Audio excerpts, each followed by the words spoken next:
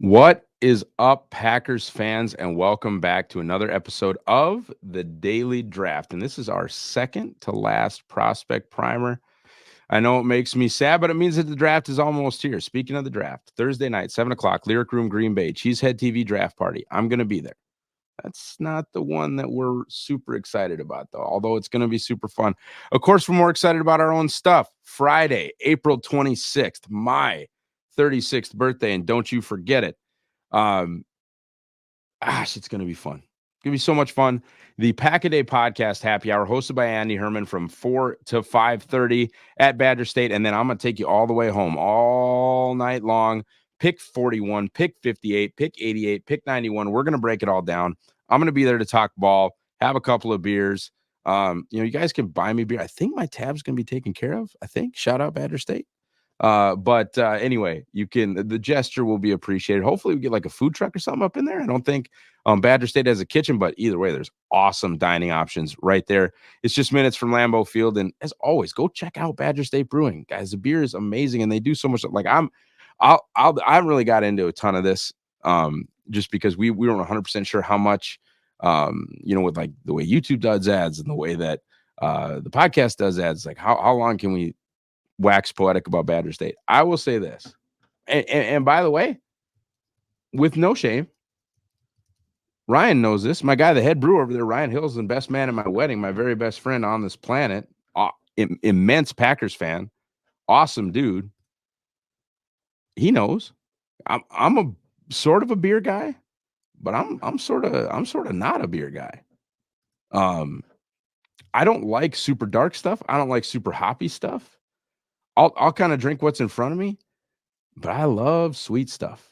I love seltzers. I love fun beers. Guys, they have so much fun stuff. The raspberry peach Bellini is unbelievable. They got a mango joint over there. The beer mosa, which I was obviously kind of after a mimosa, is amazing. But if you like, like beer, the Brewski Lager is amazing. The On Wisconsin Red Ale has a good taste. Then they've got the Green Chop India, the IPA, a Buzzy Badger Coffee Ale. They've got beer, the double dubious, Imperial Chocolate Milk Stout. Like they have a game day IPA. They've got stuff for beer people, but like I drink the other stuff. I'm excited about the Tiki Tom slushy smoothie unicornucopia. Like I'm about that. This milkshake IPA, the citrus sherbet dreamsicle, like I might have 10 of those. I might have heartburn afterwards, but I might have 10 of those. Anyway, shouts always to Badger State Brewing. They just have something for everybody. And look, there are some breweries that I've been to, some places that they do their 5 or 6 things. They do them really well, and that's cool. And then there are places like Badger State that they have something for everybody, and that's cool too. And what's impressive to me about Badger State is that they're doing like these 14, 16, 18 things well. And that's not because they're paying me. That's just the God's honest truth. I went there and spent my own darn money back when Green Bay lost to Tampa and had Friday Night SmackDown.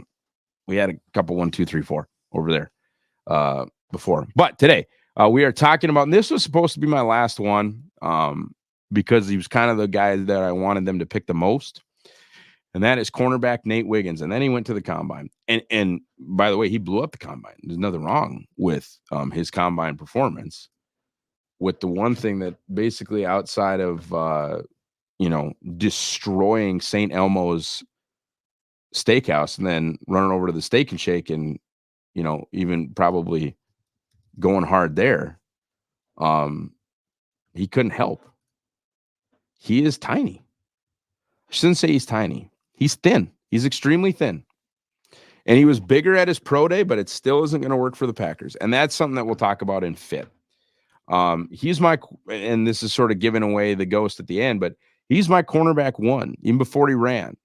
And I think he's only going to slide to cornerback 2. I haven't done my final board because there's some stuff I need to do at safety with whatever happened to Kitchens and Newman.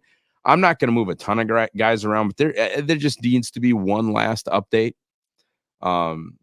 which is fine. But Nate Wiggins, cornerback, Clemson, is a very, very fun prospect. Has awesome length. You see that. Just looking at his mock draftable is kind of hilarious as the weight part of it is, but he's got 88th percentile height. And that's notable. Does not have particularly long arms though at 30 feet, or excuse me, 30 and a half inches. A 74 and a quarter inch wingspan is not crazy, but just any corner that's 6'1" length is going to show up for you. And any corner that's 6'1" and runs a 4.28, it's going to be super hard to get over his head. Even if he bites on something, it's going to be super hard to get over his head. And that's on tape. I think Drake May got him once, but it's just tough to bomb. It's tough to bomb Nate Wiggins. He's too fast. I think he's a good press player. Not super long arms, but I think he's patient enough. Got good lateral quickness. I think he's another one of those guys where we didn't get the agility drills. So you kind of have to go off the film. You always have to go off the film, but for a tall, skinny corner, I thought, he moved fine in the short area, as opposed to, being a linear athlete. A corner linear athlete kind of means we got to play cover 3 with you, or we got to play cover 4. I don't see that. I see adequate change of direction to, be able to play in man and to be able to carry guys across the field. Obviously, his speed allows him to carry guys across the field, but I just think he has good transitions, does a good job sinking his hips, stays low in the back pedal, which can be a problem for taller guys sometimes. And I just think he's a hell of a player. Obviously, he was my CB1. Only going to fall to CB2. I think he's got good vision. I think his awareness in zone is good. He has the ability to jump some routes. On the con side, obviously the weight is real. Okay. I think 183 pounds at his pro day, a $173 at the combine. That's scary, man. That's Cameron Dantzler scary. Especially like and the fit thing for the Packers is going to kill me, because that's you're going to play any type of this, and I think even though Green Bay is making a switch away from it, I think that the in vogue coverage and scheme in the NFL is probably still split safety. The league still likes to keep everything in front of it. Now, I think, Joe Barry took that to such an extreme, and it eventually became ineffective, right? So that's real. But if you're going to look at him on single high teams, where the edge defenders, and when I talk about that, I mean the defensive ends, are treated as spill players, meaning they're penetrating players, and they are basically allowed to threaten a gap and allow the runner on an outside run to run outside of them, putting the onus of contain on either the nickel, the strong safety, depending on who's playing what in single high, and then ultimately the corners. So if you're going to play your edges as spill guys, corners got to tackle. I don't care how good you are at tackling, and Wiggins is not particularly good at it. At 173 pounds, a guy like even A.J. Dillon's going to run through your chest. Derrick Henry might kill you. So that's unfortunate. And then everything else, honestly, and obviously I have a tremendously high grade on Wiggins. Everything else, I think, just has to do with being a good athlete. And I know that's sort of lazy and sort of giving him a compliment while talking about his cons, but everything else that I sort of see, slip-ups, completions allowed, breakdowns in technique, they're all just sort of laziness. And him being such a good athlete that more often than not, he can sort of get away with whatever. And he can sort of get away with whatever. I mean, he is that fast. He is that good. He is that explosive. Gambling, wandering, looking for a turnover, looking for a PBU, not necessarily looking for the kill shot, because he's not big enough to quote unquote kill shot anybody. But, I think he's got to have kind of a specific role at the next level. I do. I think that role is very, very, very valuable, or I wouldn't give him the grade that I did. But that's the problem. Okay, so, as far as Packers fit, which is the part that we'll go to now, I mean, it's almost non-existent. Okay. Even at his pro day weight of 100 and whatever, 183, 184, I don't know what it was. I'm using combine weights here on this sheet. Okay. We'll do a better job of kind of using our technology here. You look at this sheet. I just zoomed out. We'll zoom back in. Okay. Let's look at weights. The Packers care about density at corner, guys. Carrington Valentine, 193. Eric Stokes, 194. Shamar John Charles was from the scratch and dent store in round 5. Also, I think they just viewed him as a nickel, period. I don't think they ever viewed him as an outside corner. 184 pounds. He's your low bar. 180. He's the bar you basically have to clear to go back to. It looks like I've gone back to, or this is me and Jake Stacks, have gone back to 2011. Kadar Holman, 196. 196. Josh Jackson, 196. Kevin King, 200. Demarius Randall, 196. Rollins, 195. Goodson, 194. Devon House, 200. So in the green, which is a premium picks, your number is actually 194 pounds. Stokes is like the lightest guy they've ever taken with a pick that matters. Not ever. I mean, this only goes back to 11. But they like dense corners. Okay, they like weight.